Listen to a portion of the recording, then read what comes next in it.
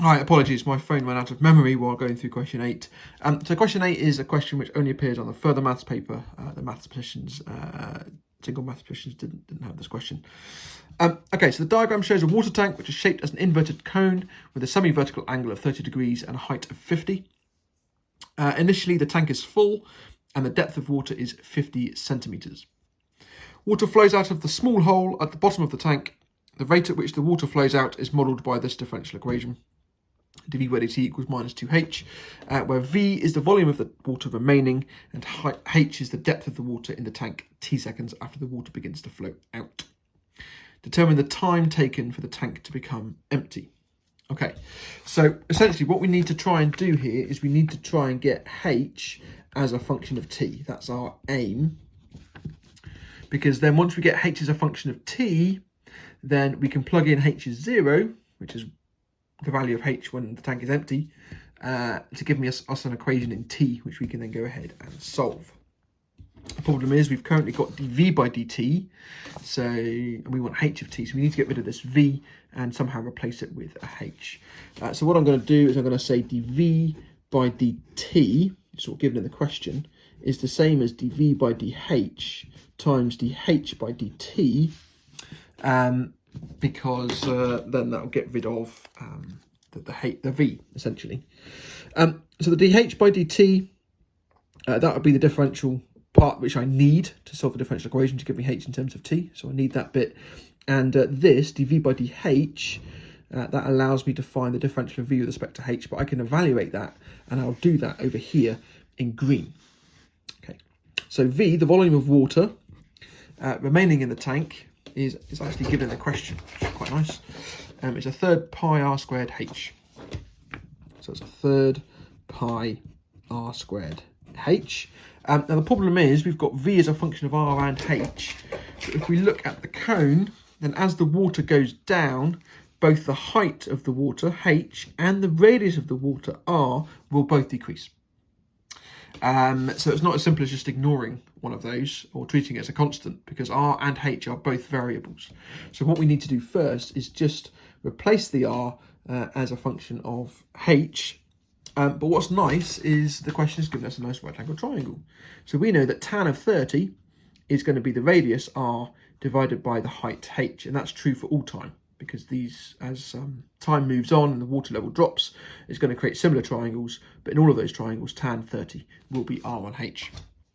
So we know that tan 30 is going to be r divided by h, and that tells us that r is h divided by the square root of 3. Okay, because tan 30 is 1 on root 3. Now if we plug that into here for r to get rid of r, then we can have v as a function of h.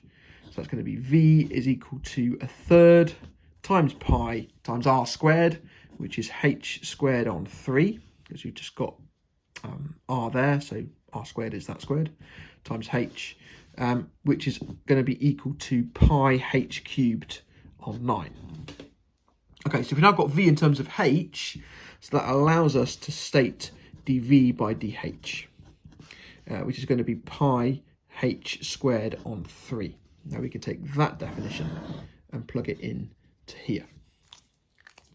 Okay, so dv by dt, that is dv by dh, which is pi h squared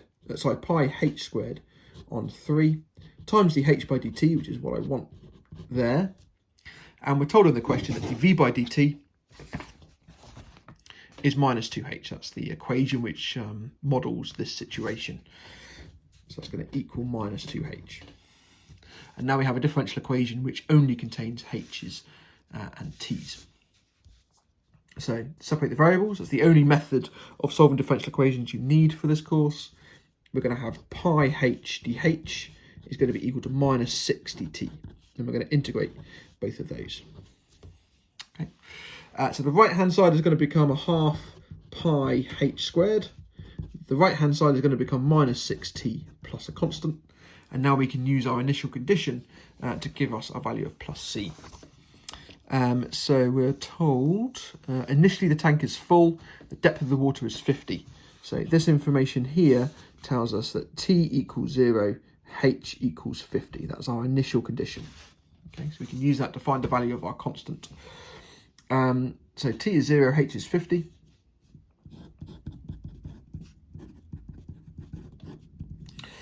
So we're going to get 2,500 halved is 1,250.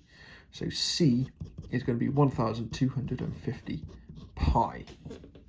And that tells us that half pi h squared is going to be 1,250 pi minus 6t. Okay, now we've not quite got h in terms of t, which is what I was aiming for, but we've got a function that contains only h and t.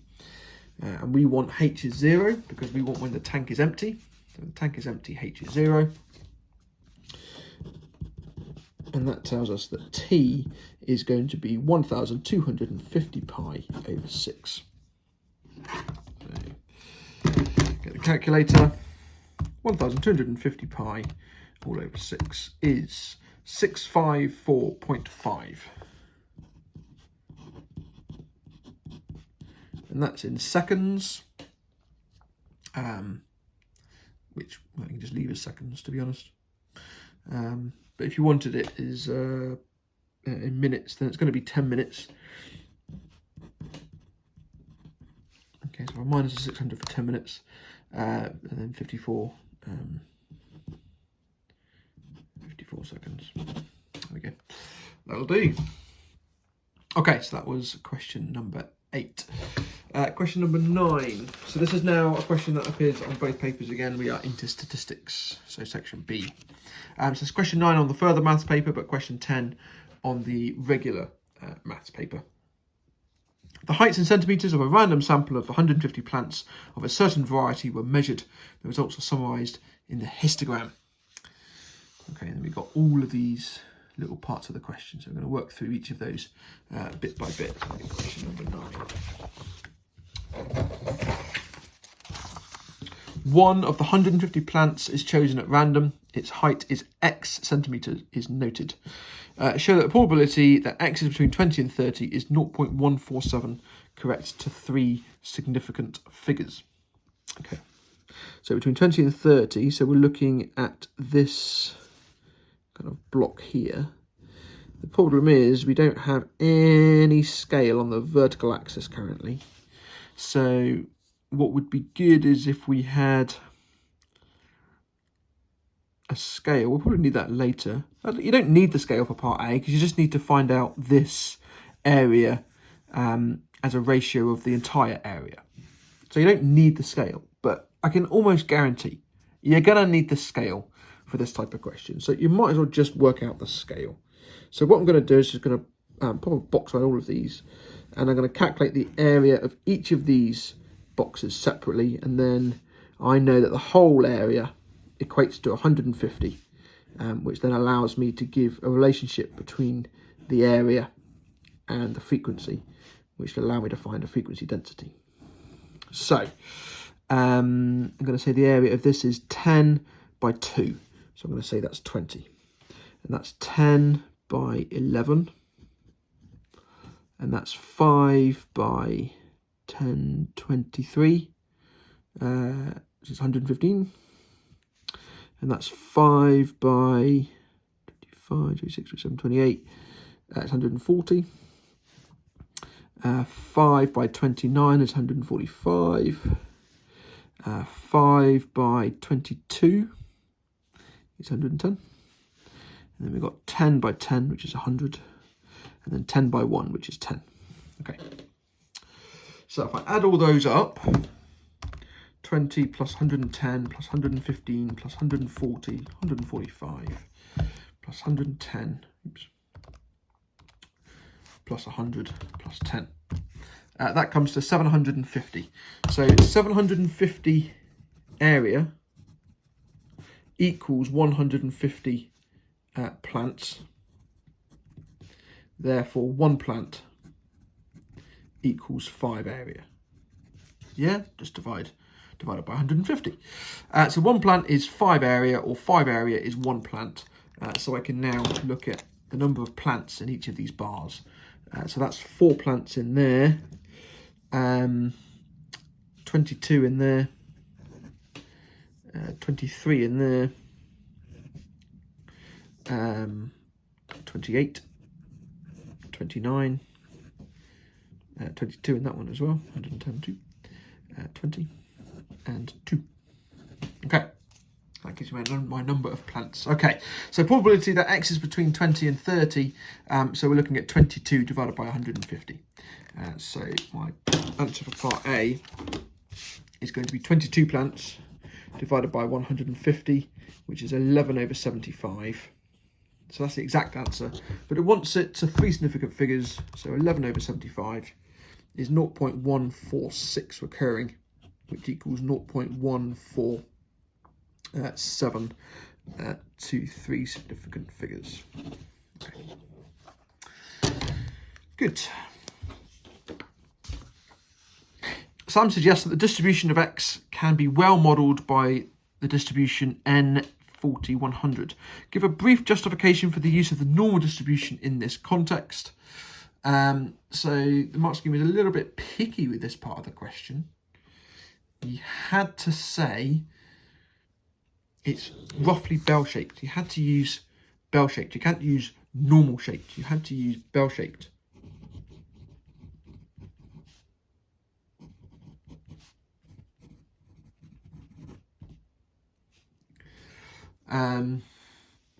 There is a way around that. You could say it's roughly symmetrical and the peaks are in the middle and there's a tails off to each end, but you had to state all 3 of those parts, whereas all 3 of those parts are kind of encompassed in bell-shaped. So that's really what I was looking for, bell-shaped. Okay. Give a brief justification for the choice of parameter values 40 and 100. So again, looking at the histogram, it looks fairly symmetrical about the 40 mark. It seems to be where it peaks. So again, you can say it seems to be roughly symmetrical around what's the variable? H equals 50. Sorry, 40. Therefore, it's a good mean. And the other parameter value was sigma squared is 100. So that implies that sigma is 10. And we know from a normal distribution that the vast majority of the data lies within 3 standard deviations of the mean. So for a normal distribution, more than 99% of data lies within 3 standard deviations of the mean. And if sigma is 10, then 3 standard deviations is from h equals 10 to h equals 70, where all of our data lies.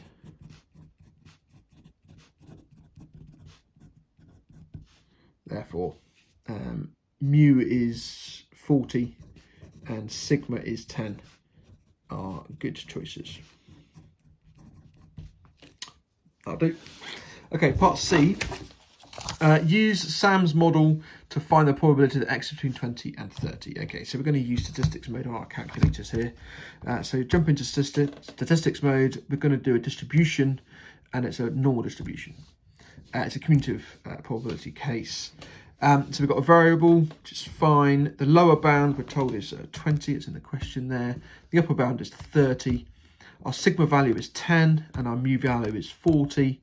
And there we go, that's our probability, 0.1359. We should leave probabilities to 4 decimal places really, but I think 3 decimal places would give you the mark in this case. And it's just looking for an answer. It's just 1 mark, and you can use the calculator. So 0.1359. Okay.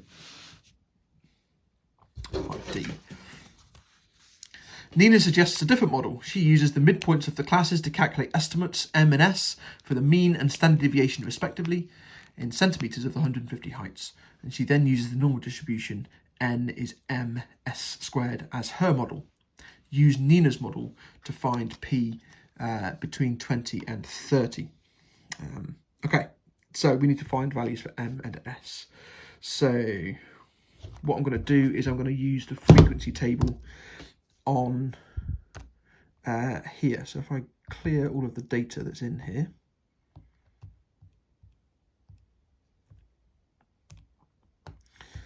there we go. And okay, so we're going to use the midpoint. So whenever we're looking at a histogram and we're looking to estimate the mean or the standard deviation, then it's best to kind of assume all the data is at the midpoint of the bar. So we've got between 10 and 20, so 15 is the value, and the frequency at that point is 4.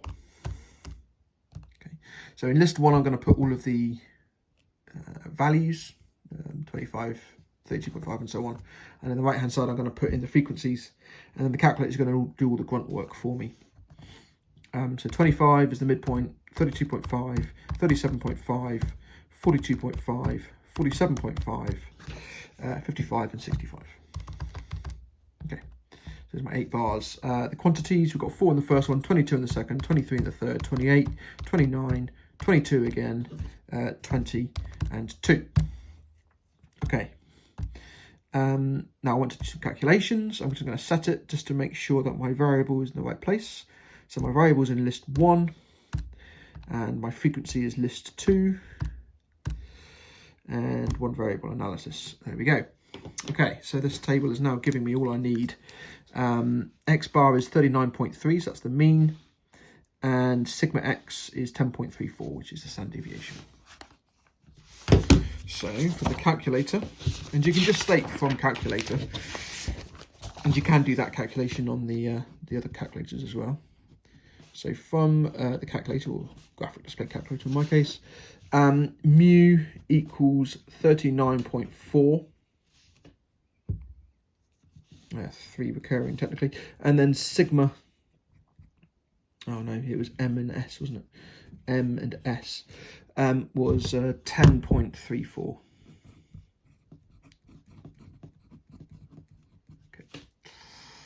All right, so now we're going to use these values to calculate our distribution. So if we go back out into distribution mode, normal CD mode, still between 20 and 30, but now sigma is 10.340645 and mu is 39.43 recurring. Okay, and the calculator says that the probability now is slightly higher, 0.1507.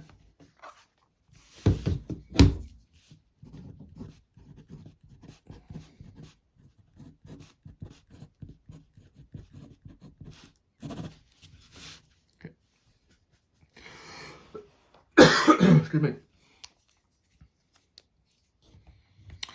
Right, checking the mark scheme, making sure we're good. Yep, they're quite lenient here. So for M, they would have allowed anything between 39.1 and 39.7, and for S, anything between 10.27 and 10.42. And then for the final answer, it just needs to be either anywhere between 0.15 and 0.152. Yeah, but that's these are the exact estimates, and then that's the exact calculation based off those estimates. So that is as correct as you can get. Okay, part E. Complete the table in the printed answer book to show the probabilities obtained from Sam's model and Nina's model. Okay, so we've calculated these two probabilities.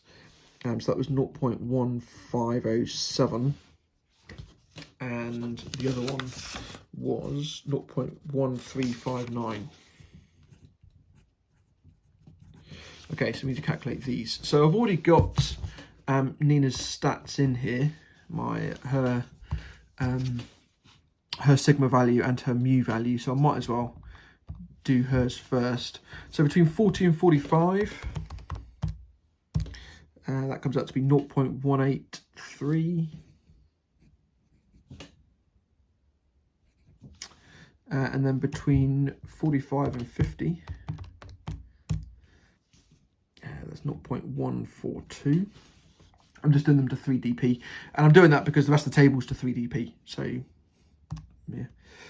Okay, and then for Sam's model, sigma was 10 and mu was 40. So that's 0.150.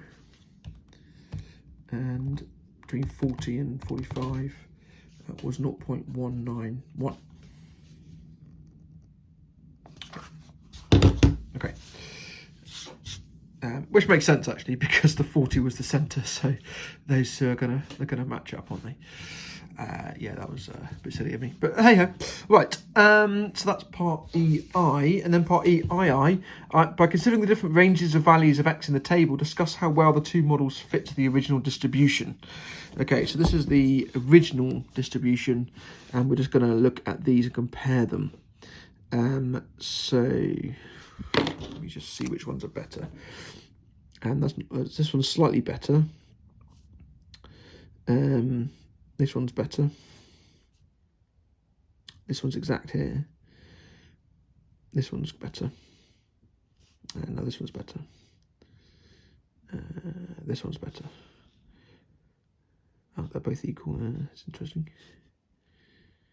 And they're both equally bad there.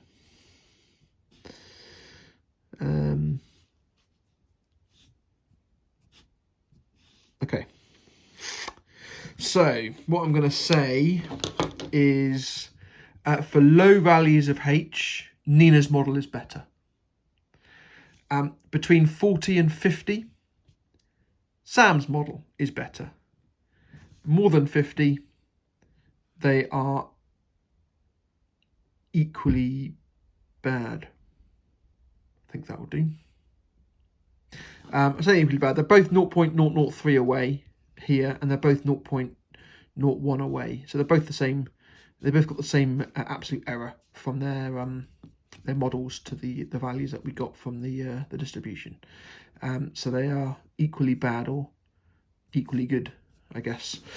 Maybe equally good. Let's be positive. They've got quite a few close values. So okay. So Nina's model is better for up to 40. So Nina's model is better for H is less than 40. Sam's model is better for 40 to 50, and they're equally good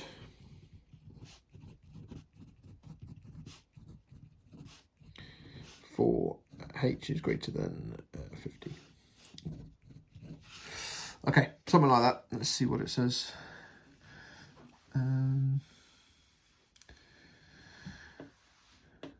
Okay, so Nina's model better fit for lower values of x, less than 40, less good for 40 to 45. Yeah, okay, so 1 mark for talking about Nina's model being better one end, and 1 mark for talking about Sam's model being better at the other end. Yeah, okay. Yeah, so that would score the credit there. Okay, question number 10.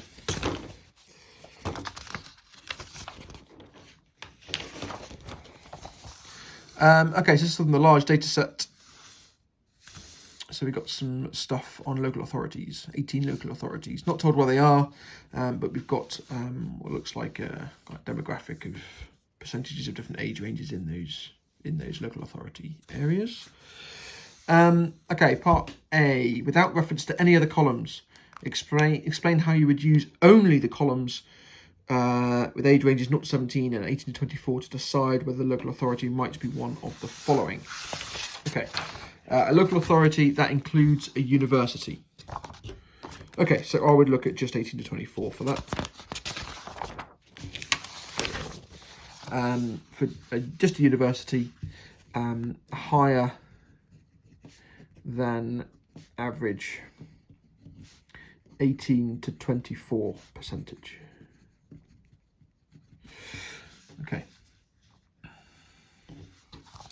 Part 2, a local authority that attracts young couples to live. Well,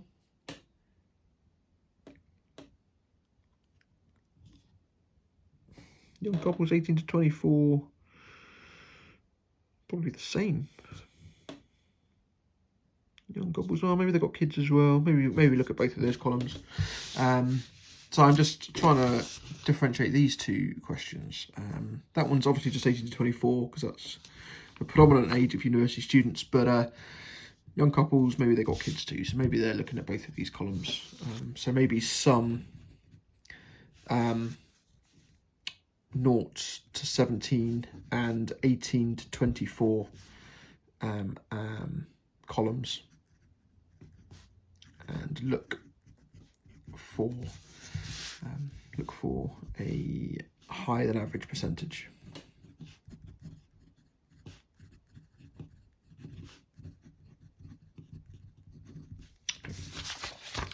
And a local authority that attracts retired people to live.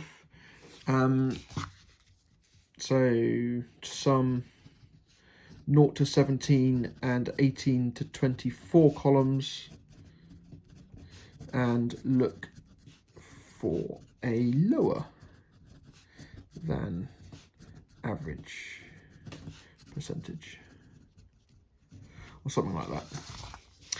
Use your answer to part A to identify the following 4 local authorities that might include a university. Okay, so I'm just going to look for the 4 lowest numbers in this column. Okay, so it looks like this one, 7.3, 7.3, 7.7. I think those two are the next lowest. So FNOR.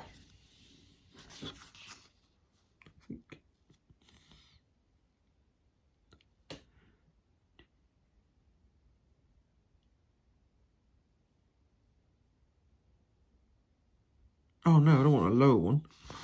No, it includes a university. I want the highest ones. That was silly. Right, the highest one. So we got this one, this one, this one, this one. Okay, those are the only 4 above 10. Okay, so G, H, K, and M. I think. So G, H, K, and M. All right, and 3 local authorities that might be attractive to retired people. Okay, so I want the smallest sum of the 2. So that is about 24. That's about 23. That's got quite a high 0 to 17 down there, so it might not be that one. That's got 25.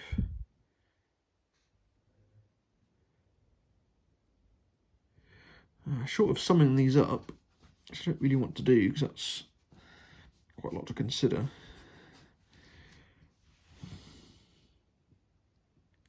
I'm definitely going to say that one. I think that's like the second lowest 0 to 17 anyway. I think that's also just as low.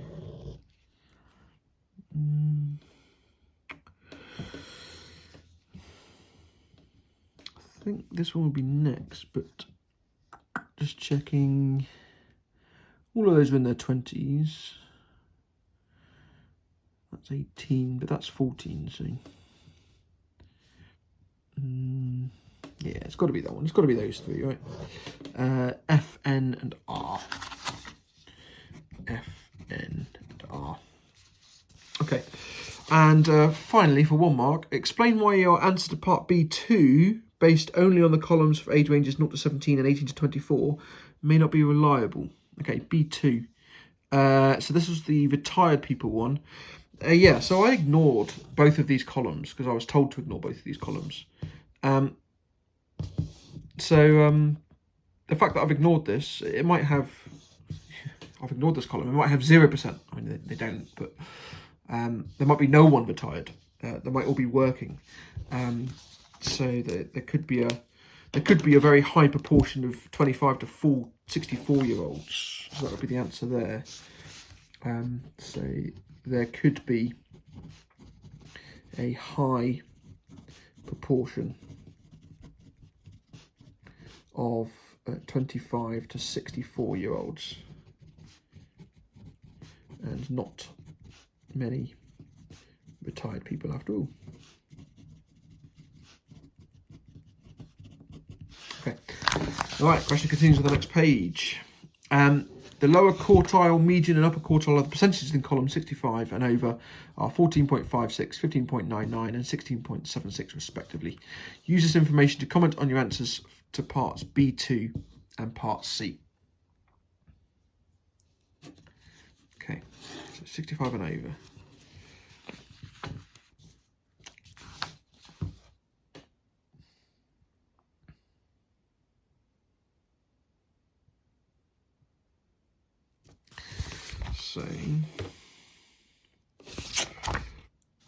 Okay, so let's see if these do actually have a high. So this is 16.76 is the upper quartile. The three that I'm interested in, parts B2 and parts C, were FN and R. So that's this one, and this one. These all have massive percentage of old people. 17.76, and these are 24. Surely these are even outliers. Yeah, there must be. They're huge. Outliers above 19-20%. These are 24. Yeah, these are massive. Right, so I think this is getting at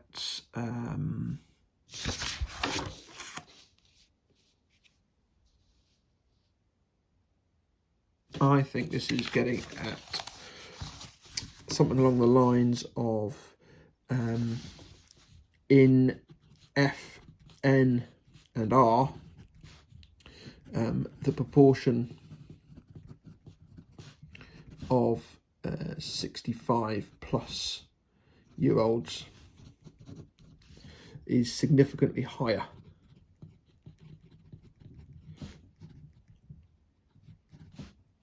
Significantly high.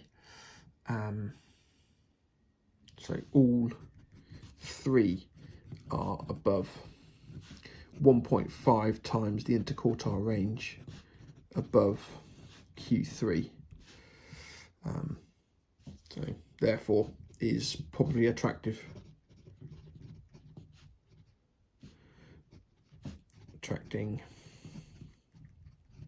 retired people. Yeah. So I mean, 10 parts C is getting you to think about, okay, it might not necessarily be attracting retired people because you've ignored 25 to 64-year-olds. But actually, now that we've considered 65 plus year olds, then this although we haven't considered it at this stage in part C, it didn't actually affect our result. FN and R are likely to have lots of retired people in them. Yep, okay. The mean of the percentages in column 65 and over is 16.9%.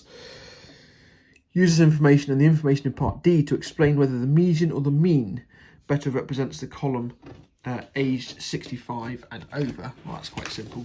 The mean is massive compared to these. It's bigger than the upper quartile.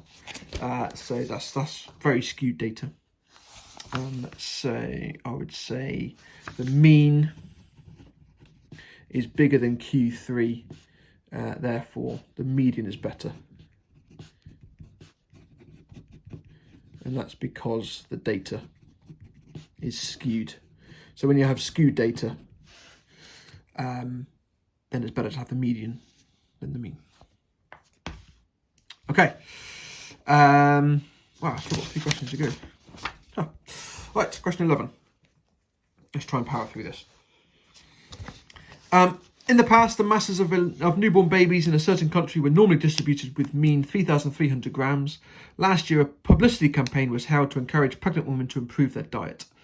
Following this campaign, it is required to test whether the mean mass of newborn babies has increased. And a random sample of 200 newborn babies is chosen, and it is found that their mean is 3,360 grams. It is given that the standard deviation of the masses of newborn babies is 450 grams. Carry out the test at the 2.5% significant level. Okay. So what we're going to do is we're going to state our hypotheses. So the null hypothesis is we assume that nothing has changed. So that's mu is 3,300. And our alternative hypothesis is that we think it is increased. Because we are testing here. There we go. It says we're testing if the mean mass of newborn babies has increased. So specifically increased. It's a one-tail test. So we are testing if mu is greater than 3,300.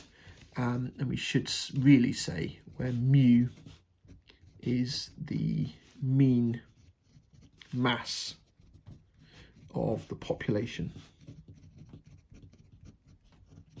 of newborn babies. Okay, so you should define your test statistic. In this case, our test statistic is mu.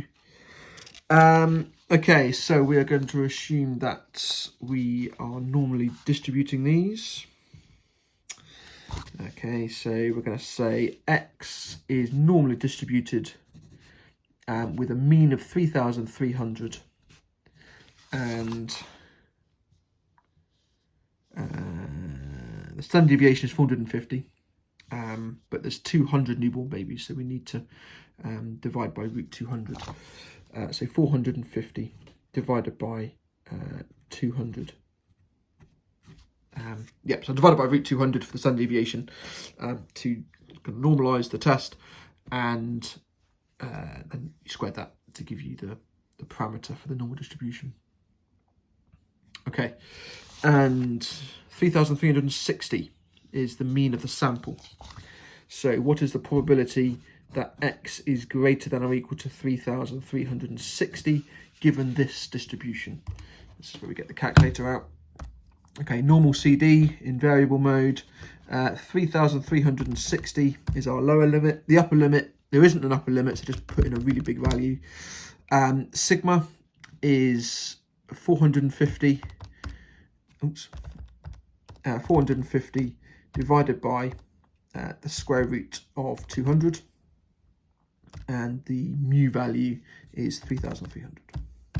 Okay, so the probability of that occurring is 0.02967. Now that's greater than 0.025, and I'm comparing it to 0.025 because the test said to carry it out at the 2.5% significance level.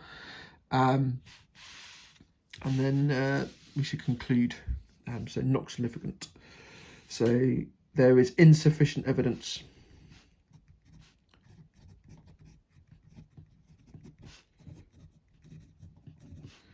to suggest that the mean mass of newborn babies has increased from 3,300. Okay, it's not to say it hasn't. Within statistics, whenever you do a hypothesis test, you must always leave kind of that room for error, that room for uncertainty, if you like. And you always must say there's either evidence to suggest or there's insufficient evidence to suggest. So we're going to accept H0. Okay, we're going to accept H0. We are not going to reject H1. You shouldn't really ever reject H1. You should only accept H1 if you reject H0. But I don't think the course is that fussy, actually. But yeah, we're going to accept H0, accept the null. Was that it? 7 marks? Seems too easy. Nope, that seems fine. Okay, question 12, which was 13 on the regular maths paper. A firm claims that no more than 2% of their packets of sugars are underweight. A market researcher believes that the actual proportion is greater than 2%. In order to test the firm's claim, the researcher weighs a random sample of 600 packets and carries out a hypothesis test. This was at the 5% level. Using the null hypothesis, P equals 0.02. Given that the researcher's null hypothesis is correct, determine the probability that the researcher will conclude that the firm's claim is incorrect.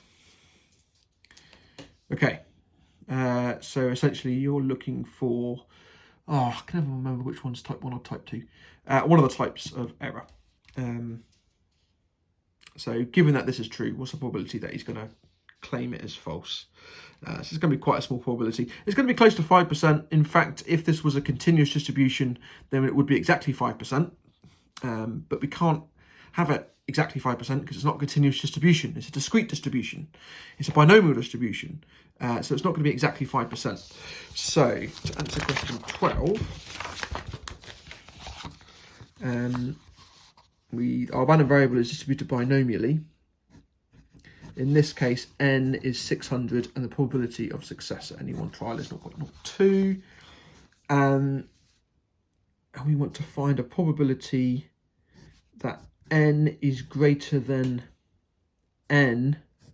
We want that to be greater than 0.05, but the probability that x is greater than n plus 1 is less than 0.05. And that's going to be our kind of critical value. So this would be in the acceptance region, and this would be in the critical region. So that's kind of our cutoff, and we're looking for the value of n where that happens. So what I'd do here is I'd use a little bit of trial and error. However, we can have an idea of where to start. So with a binomial distribution, the centre of the distribution, this is true for all binomials, is at NP. So in this case, n is 600 and p is 0.02. So the centre of the distribution is going to be at 12. So quite far down, but that makes sense because we're looking at 2% of the sample. So 12 is the centre of the distribution. So you're going to have quite a steep incline of probability bars up to 12, and then it's going to decrease, and then they're going to be pretty much 0 all the way until you get to 600. So very, very, very, very, very skewed distribution to the left, where the centre's at 12 and the 0 is over here at 600. Okay. So we can use this to give us an idea of roughly where to start. So I'd maybe start at, I don't know, 16, 15, somewhere around there, maybe 16. So we can go back into stats mode. Distribution, but this time it's a binomial distribution. And if, variable. The lower value, let's start with 15, why not? The upper value is the 600. I've already calculated this, so 600 in there and 0.02 in there. So probability that x is greater than, let's call it m, for different values of n. So I've plugged in 15 and I've got 0.226. So that's like 23%. That's massive. So maybe jump to 17, 0.09. Okay, so it's still quite big. 18, 0.06. Come out of there again and go to 19. I'm expecting this now to drop below 5%. There we go. 19 is dropped to 0.0358. Okay, so we can see that this is kind of the critical part. This one here is greater than 5%, and this one here is less than 5%. So if it was here, we would accept H0, and if it was here, we would reject H0, and that's because we've been comparing it to 5%. However, the probability of actually rejecting H0 isn't 5%, it's 3.6%, because you can't get a result between 18 and 19. So therefore, the actual significance level of the test, which is what the question is asking, in a bit more of a wordy way, is 3.688%. Oh, sorry. Yeah, 3.588. That's the probability of the claims are incorrect.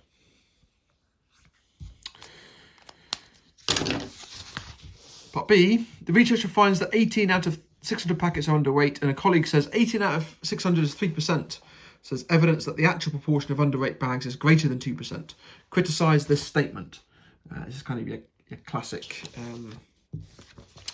person who's a bit naive with statistical tests would say something like this. You can't just consider the outcome you got. You've got to consider the outcome and greater, or the outcome and less. For example, if you rolled, if you flipped a fair coin 10,000 times, you're very unlikely to get 5,000 heads exactly. Does that mean if you get 5,000 heads or 5,001 heads, you then say it's biased? No. It's that kind of argument. So the answer to this is you need to consider probability of x is greater than or equal to 18, not just the probability that x equals 18. Okay. That's only 1 mark, so that'll be fine. Okay, and the final question of the test. I'm going to do the other 3 questions in a different video because I'm getting tired. It's 10:30 at night now. So yeah, I'm just going to do question 13 here, which was 14 on the original paper, on the maths paper, 13 on the further maths paper, and then I did the 3 questions that were on the maths paper but not on the further maths paper in another video. So there'll be another link to that. Okay. Part A, this question, lovely. Part B of this question, absolutely solid. Not seen a conditional probability question like it, to be honest. Yeah, it was pretty meaty. But I'm going to go through it. So the 25 students in a class, and the number of students who study both history and English is 3. The number of students who study neither English nor history is 14. And the number of students who study English but not history is 3 times the number of students who study English but not history. Show this information in the Venn diagram. Okay, so we've got 2 subjects going on. We've got English and history. So I'm going to call it E and H. There are 25 students altogether, so we'll need that in a minute. The number of students who study both is 3. There we go. And the number of students who study neither is 14, so that's going to sit outside of that. Okay. And the number of students who study history but not English, so that's the number that goes in here, history but not English, is 3 times the number who study English but not history, so it's going to be 3 times bigger than that. So we can call it 3x and x, because that number is 3 times bigger than that number. But we know that these 4 numbers must add together to give 25. So those 2 sum together to give 17. So therefore these 2 must sum together to give 8. Therefore that must be 6 and 2. And there's my Venn diagram. Okay, 4 marks. That was really cushy. Part B. This was awful. 2 different students from the class are chosen at random. Given that exactly one of the 2 students studies English, determine the probability that exactly one of the 2 students studies history. Well, okay. So, I'm going to introduce 2 new events. So let E0 be the event that exactly one of 2 chosen students studies English.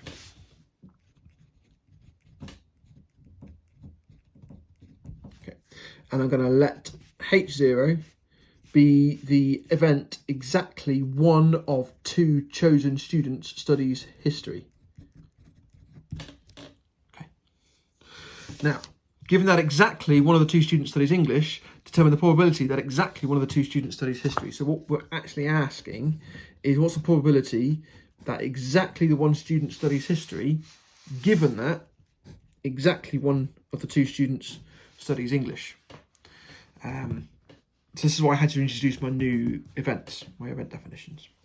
So we can use the conditional probability formula here. So this is going to be equal to the probability of H0 and E0 happening, divided by the probability of E0. Okay, that's just the definition of conditional probability. So we need to calculate this and this. All right. So probability of exactly one student studying history and exactly one student studying English. So I'm going to do this bit in green. So probability of exactly one student studying history and exactly one student studying English. So this could be the first student studies English and the second student studies history. Or it could be the first student studies history and the second student studies English. Or the first student studies both and the second student studies neither. Or the first student studies neither and the second student studies both. Okay, those are the four possibilities you can get for, out of the two students, exactly one student studying history and exactly one of the two students studying English. So we need to calculate those four probabilities and add them together. So we can refer to the Venn diagram here. So if the first student is English, then that is going to be 5 out of 25. And the second student studying history, it's exactly, yes, sorry, it's not 5 out of 25. It is English and only English, because it's not both. Sorry, that's 2 out of 25. And history is 6 out of 24, because one of the two students has been chosen. One of the 25 students has been chosen, so there's only 24 students left in the pool. Okay, this one here, there were 6 out of 25 students times 2 out of 24. Both students, the first student studying both is going to be 3 out of 25, and the second student studying neither is going to be 14 out of 24. And then if the first student was neither, that's 14 out of 25 times both, which is 3 out of 24. So obviously those are the same thing and those are the same thing, so we can just double something. In this case, I'm going to do 2 times 2 times 6 over 24 times 25 plus 3 times 14 over 24 times 25. So the probability of this happening is 9/50. So that's the probability of H0 and E0. So probability of the two students, exactly one student studies English and exactly one student studies history. Okay, 9/50. Okay, that's the top of my fraction over there. I also need probability that exactly one student studies English. So probability of E0. That's either going to be the first student studies English and the second student doesn't study English. This E is different because that was only English and this is English. Just be careful with that. And the other option is the first student didn't study English and the second student did study English. So if you've got English followed by not English, that's going to be 5/25 times not English, which is 20/24. Okay.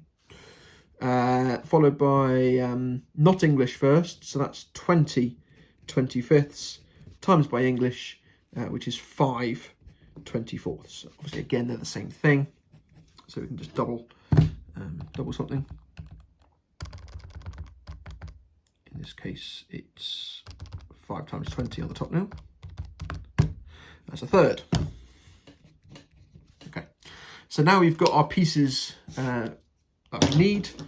We can then say that the probability that exactly one student studies history, given that exactly one of the two students studies English, is equal to 9/50 divided by a third, which is equal to 27/50, or if you like, 0.54, I think it was. Yeah, that's the answer.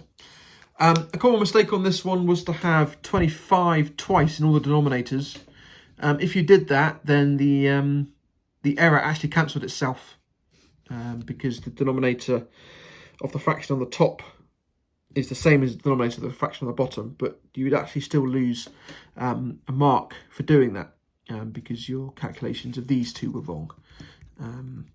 So yeah, this was one of the questions where just because you got the right answer at the end doesn't mean you get full marks for the whole question. You had to have the correct denominators in these probability calculations. All right, that finishes the paper. I'm going to stop there.